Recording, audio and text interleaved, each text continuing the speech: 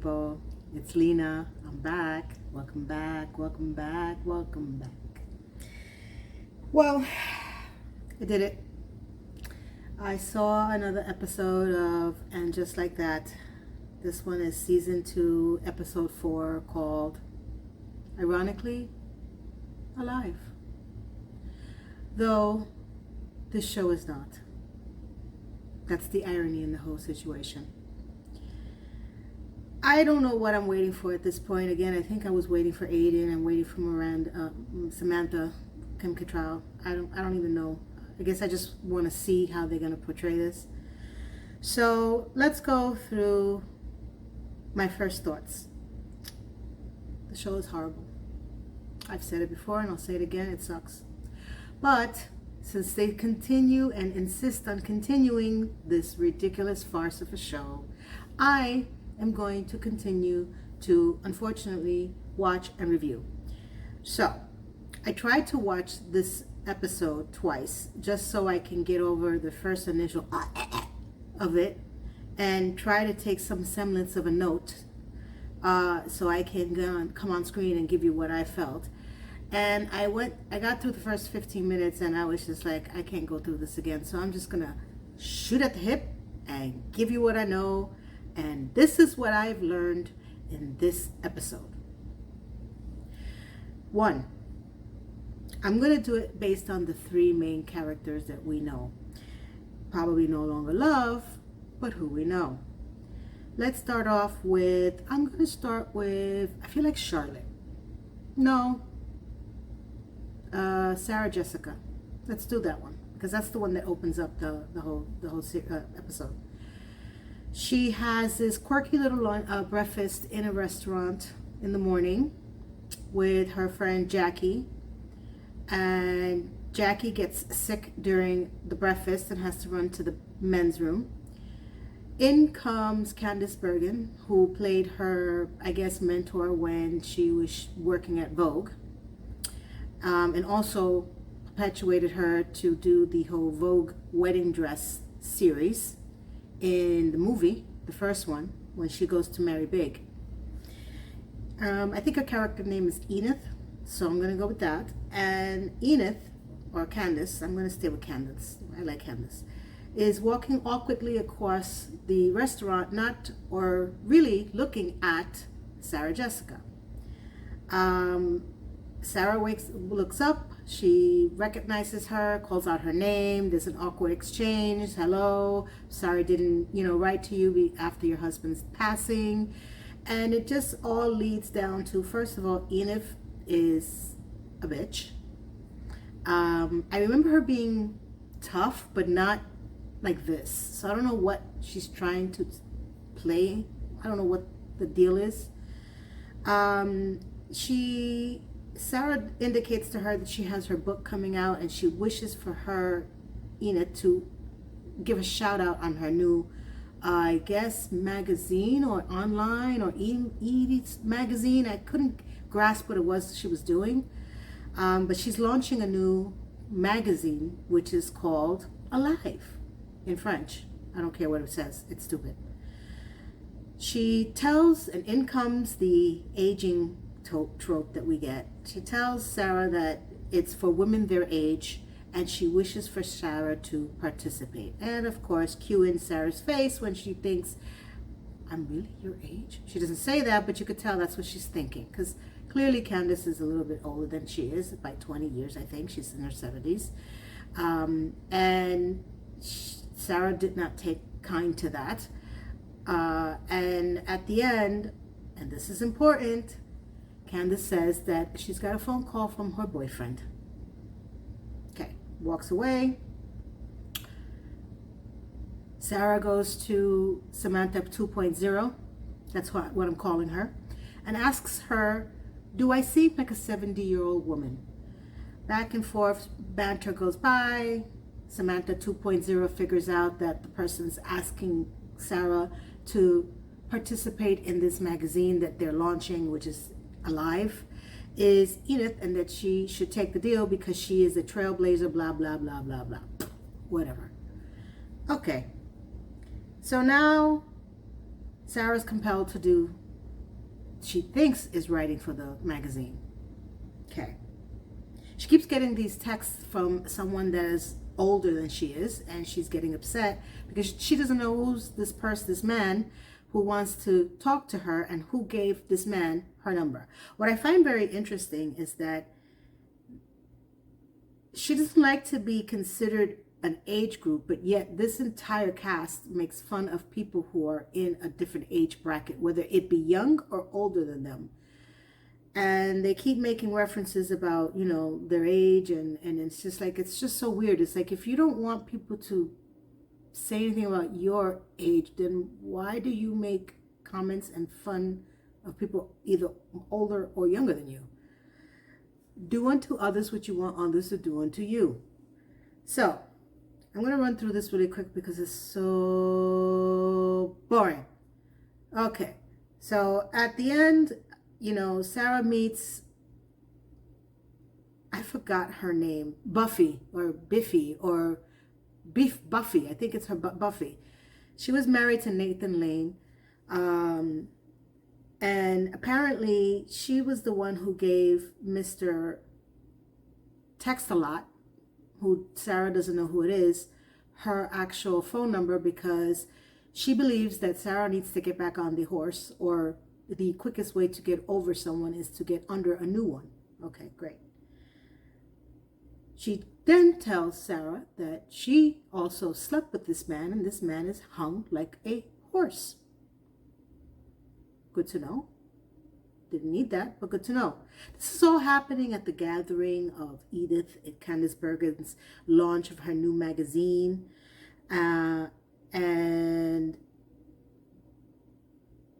stupidity happens during this whole launching, where Sarah realizes that Edith doesn't want her to work for her.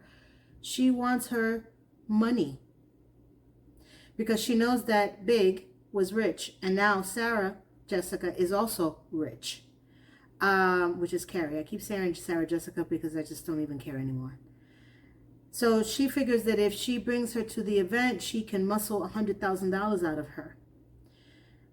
In the midst of all this, Sarah gets a penis pic from the man that keeps texting, no, of the man, not from, of the man that keeps texting her.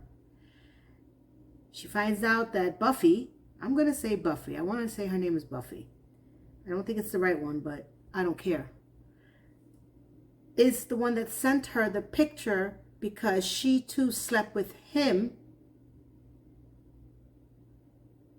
So she wants to show Sarah how well endowed he is.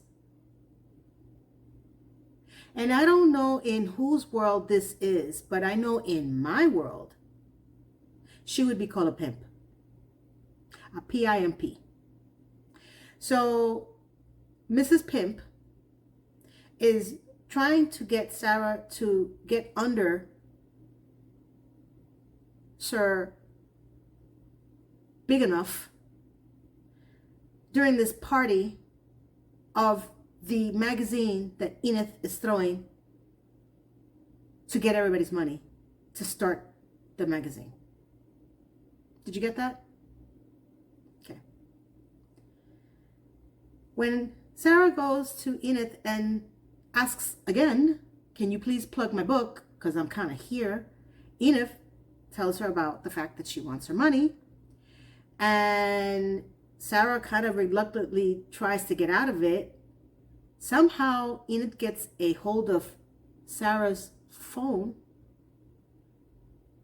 and sees the penis pic and recognizes it and says, what are you doing with my bow? Now that's awfully specific. Okay, so this guy has been going around, again, from Mrs. Pimp, obviously. Enid gets a little perturbed. And then at the end of all this, somehow miraculously, Sarah agrees to the $100,000 donation for the startup through PayPal. And that's how the show ends. And just like that, Enid and I were PayPals.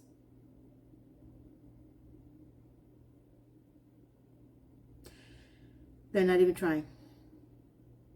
I had to pause because I'm remembering the feeling of after I saw that and I heard that line where she always does it just like that. I'm like, oh my God, it's over. Thank God.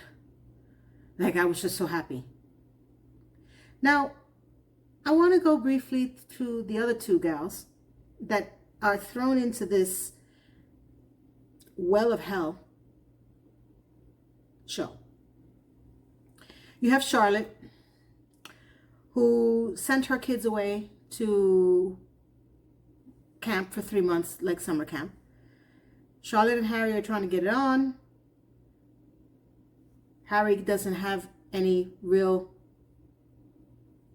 orgasms coming out of him, which is interesting because I've never heard of this. So if this is something that if anyone is going through it, I guess that's the positive of the show, that it kind of brings to light that this is a thing and that this can happen and that you need to get checked. Kudos. Suddenly, Charlotte is talking to the group, which consists of Miranda, Sarah, and I forgot his name, but he's funny. And all of a sudden, I don't know when this happened, but somehow Charlotte has she's been able to speak Samanthanese. What is Samanthanese, shall you ask? Okay, let me explain to you what Samanthanese is. Samantha was very open about her sexual escapades and her just everything. One of the endearing things about her, which made her character really funny because she played it well.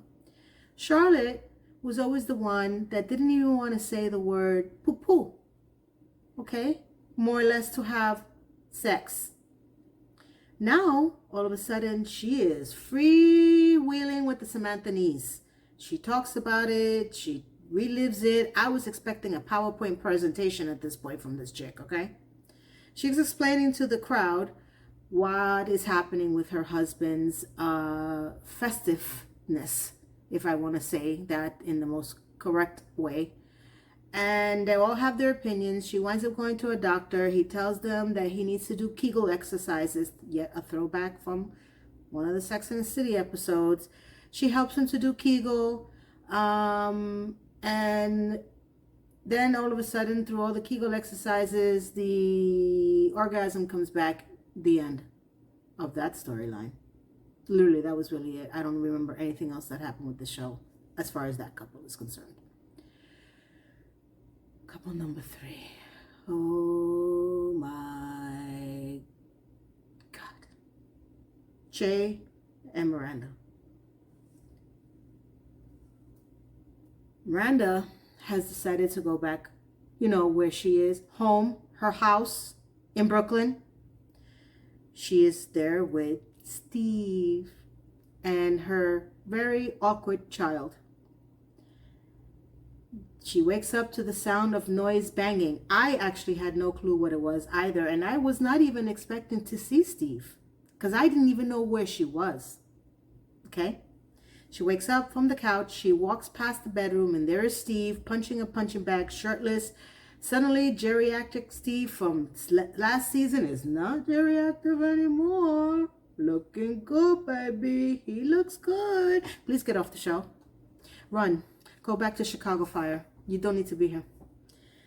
He's punching a punching bag. She goes into her son's room, and he's, obnoxious, just like every child. And there's nothing wrong with that because every child at that age is technically obnoxious.